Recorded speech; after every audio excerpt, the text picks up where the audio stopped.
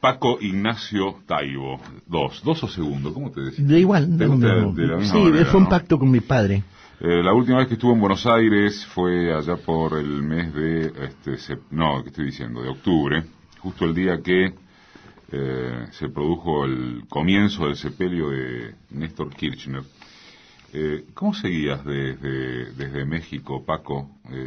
Ya no en tu carácter de escritor, aunque todo está nutrido por el hecho de ser escritor, pero como político, como activista sindical, como periodista, ¿cómo viviste todo el proceso de Kirchner en la Argentina? Lo que pasa es que se ve diferente desde afuera, porque por blanda que haya sido la transición argentina, esta segunda transición, que es la de verdad, porque la primera fue absolutamente de mentira, Uh-huh. la salida de la dictadura inicial de Argentina fue de mentira, y ahora sí parece que esta era de verdad, o por lo menos mucho más parecida a la verdad. Por blanda que sea, lo ves con nostalgia, porque tienes un gobierno tan conservador en México que lo ves con nostalgia. Entonces, lo que para un argentino puede parecerte blando y suave, aunque justo, en México te parece maravilloso. ¿Te parece casi revolucionario, digamos? Pues casi sin el casi. Uh-huh. Y es que vivimos en mundos muy relativizados por la experiencia cotidiana de tu país. Si eres colombiano o mexicano, Uh-huh. cosa que nunca hubiéramos dicho hace 30 años, hubieras dado algo por ser argentino. Claro. ¿No? Yo te hacía la pregunta, además de para arrancar esta nota, porque con la historia de cómo se identifica desde el punto de vista ideológico al peronismo, que es una suerte de arcano universal, ¿no? O sea, Europa y explicar lo que es el peronismo es muy complicado. Uno sabe que desde afuera, uno ha vivido afuera, ha vivido en México, ha vivido en Perú, en Brasil, viajado quiero decir en mi caso, ¿no? Y tenés claro, o parece estar claro, que si decís Chile y decís Perú con Alan García, y si decís Chile, incluso si lo decís desde la etapa de la Concertación, Bachelet, Piñeira, decís más o menos derecha. Sí. Y si decís Evo, decís revolución indigenista, y si decís Correa, estás hablando de una cosa étnicamente muy fuerte, y si decís Lula, sabés que estás diciendo proceso neodesarrollista hacia la izquierda con ancla de base social trabajadora. Pero cuando decís kirchnerismo, es muy complicado que también te entiendan. Por eso te hice la pregunta. Pero, bueno, yo tengo un cierto entrenamiento, porque durante muchos años conviví con el exilio argentino. Y conviví íntimamente con muchos de ellos. Y aprendí a pensar en argentino, que es una manera rarísima de pensar, sí, ¿no? Sí, es raro.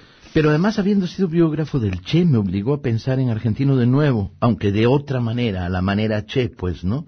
O sea que eso está muy lindo que lo desarrolle. O sea que el Che era un hombre que teorizó lo que vivió. O sea, déjame ponerlo en palabras más claras. Sí, la construcción ideológica del Che es una construcción vitalista y no filosófica. El Che llega a los manuales siempre después que vive la experiencia. Primero duerme en las carreteras, está en las salitreras, trabaja en la United Fruits, luego lee El Capital metido en una bolsa para dormir en la Ciudad de México. Y ni siquiera lo conecta bien la primera vez que lo leyó. Lo que sí conecta bien es la experiencia vital. El Che es el primer revolucionario latinoamericano que construye a partir de los hechos una manera de cambiar el mundo. A partir de lo visto y vivido, no de lo leído. Contra la tradición intelectual de la izquierda formada en el marxismo, ¿no? Que primero elaboraba la doctrina, luego cogía un martillo y metía la realidad y a martillazos hacía que cupiera en la cajita. El Che no, el Che venía de vivirlo. Ahora, Paco, eso no podría justificar, es una pregunta de manual la que te voy a hacer y después seguimos con lo del peronismo y el kirchnerismo, pero bueno, la nota pasó por este sendero que es atrapante. Ese tema de haber vivido de haber hecho a partir de los hechos y no de la lectura primero, quizás no explica algunos errores que tanto se apuntan respecto de él, su foquismo, su temeridad, su falta de estrategia, su falta de cálculo, su búsqueda de la muerte. No, la búsqueda de la muerte es un mito. Lo demás sí, pero lo demás tiene que ver con que está viviendo la experiencia y no teorizando la experiencia años después. Tú puedes hablar del foquismo después del fracaso de 27 proyectos foquistas. El Che estaba viviendo una reiteración de la Revolución Cubana a la que le faltaban ingredientes, porque el propio Che no los había vivido. El Che no había vivido la construcción de la base urbana que Fidel vive, que Frank País hace, ¿sí? Y el Che que conocía de La Habana, cuando llega el Che a La Habana, ¿qué conoce de las ciudades cubanas? Santa Clara porque la tomó en 8 días. ¿Sí? Las redes urbanas para él son un misterio. ¿De dónde salen estos jóvenes locos que se quieren morir? ¿No? Y que se les suman día tras día tras día. ¿De dónde salen?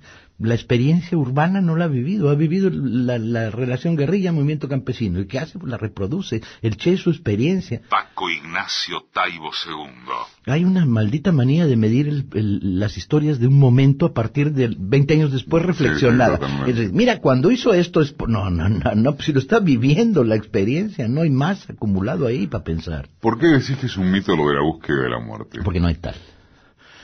He tenido acceso a un montón de papeles. El Che era grafómano, escribía, y no hay un registro de voluntad de muerte nunca en sus papeles. Jamás. Hay El otro día hablaba con Pacho Don, el otro de los autores de las biografías del Che. Él decía, sin embargo, que en su última anotación en el libro, en el diario, perdón, es tan bucólica, y aquí seguimos bucólicamente la noche anterior, o sea, a que lo capturen. Estamos hablando del 8 de octubre, ¿no? Si no me equivoco. La anotación última del 7. Y también, por ejemplo, uno ha registrado a Fidel, ¿no? En el video, en la realización fílmica Cuando pienso en el Che, que es la entrevista de Gianni Minà, de 1987, cuando Minà pregunta ¿en qué piensa usted cuando piensa en el Che? Y de la respuesta de 50 minutos de Fidel Castro hacen el video. Y en un momento Fidel dice que ahí en Ñancahuazú, en la quebrada del Yuro, él quedó vencido por su carácter temerario, debió haber sido más prudente, no debió haber acompañado a los heridos y debió haber tratado de zafar de esa situación. Y en algún momento el propio Fidel dice, esa temeridad, esa búsqueda o ese desprecio por la muerte. En verdad dice. Estamos hablando de dos cosas. Una cosa es desprecio por la y muerte, otra cosa es búsqueda. Dicho por Fidel, que hay que matizarlo, y otra cosa es búsqueda. A ver. La teoría de tanática la elaboró Debré y dijo, hay una búsqueda de la muerte. Y a partir de eso se ha repetido una otra vez, pero en general se repite por gente que no se toma la molestia de leer cuidadosamente y colocando en su día y en su momento las historias del Che. Lo que tiene el Che muy claro y está registrado sobre todo en los 2 cuentos que escribe en África, es la cercanía de la muerte en el tipo de vida que eligió vivir, lo cerca que está, la posibilidad de que accidentalmente te lleve la muerte. O sea, lo cerca que vives de que el accidente se produzca y que no llegues. Y eso lo tienen muy asumido, muy asumido. Está bien, pero es diferente a buscarla. Otra cosa es que digas, hay una voluntad de sacrificio, ¿no? Martirológico, no hay tal, para nada, era un vitalista del recarajo. Y luego, la temeridad del Che, pues sí, bueno, Fidel está reflexionando sobre lo que debió haber hecho, no debió haber separado los 2 cuerpos de la guerrilla, sobre todo en un momento en que tiene una guerrilla en la que no está reclutando. Entonces, cada vez que pierdes un hombre, no hay otro que lo supla.